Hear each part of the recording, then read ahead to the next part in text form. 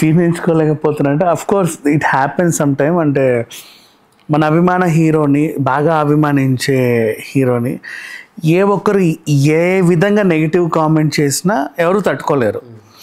కాకపోతే ఇక్కడ ఏంటంటే వీళ్ళంతా కూడా కొలీగ్సే, అది అర్థం చేసుకోవాలి. చాలా మంచి ఫ్రెండ్స్ వాళ్ళిద్దరూ కూడా.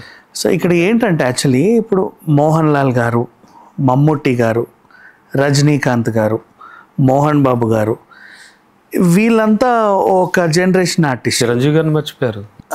తర్వాత నెక్స్ట్ ఇప్పుడు చిరంజీవి గారు, బాలకృష్ణ గారు, వెంకటేష్ గారు, నాగార్జున గారు, వీళ్ళంతా ఒక జనరేషన్ ఆర్టిస్ట్. అలాగే ఉపేంద్ర, ఇట్లా.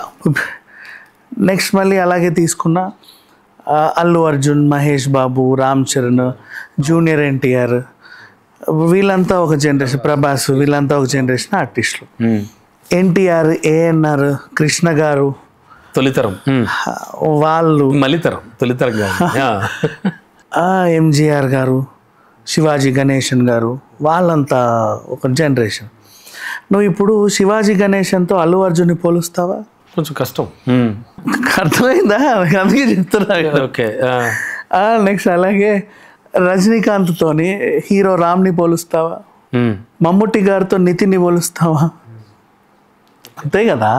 అలా మీరు చెప్పిన ఎగ్జాంపుల్స్ లో అంత గ్యాప్ లేదనుకుంటున్నాను. మోహన్ లాల్ నేను అర్థం కావడానికి చెప్పా. అంటే అట్లా చెప్తే కానీ జనాలకు అర్థం అవ్వదు. చెప్పండి.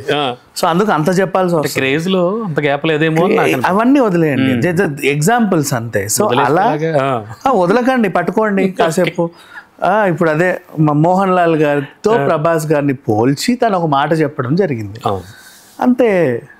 దాన్ని అంత పెద్ద సీరియస్గా తీసుకున్న ఇష్యూ కాదది.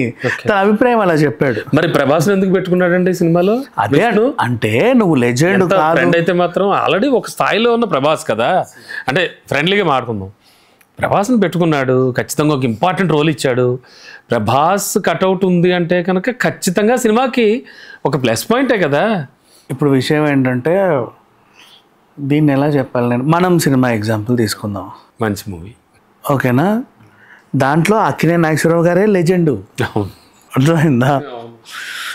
అలాంటప్పుడు మరి ఆయన లెజెండ్ అయితే నాగార్జున ఎందుకు పెట్టుకున్నావు, నాగ చైతన్య ఎందుకు పెట్టుకున్నావు? అది నాగార్జున ఓన్ మూవీ, మరీ బాగుంది. ఏదో ఒకటి ఇట్లా అంటేనేమో మీకు కన్విన్స్ అవ్వడానికి ఒక పాయింట్ ఉంటుంది, అక్కడ కన్విన్స్ అవ్వడానికి ఎలాంటి పాయింట్లు ఉండవే. Not like that. అది అంటే మీరు చెప్పిన ఎగ్జాంపుల్ కరెక్ట్ కాదేమో.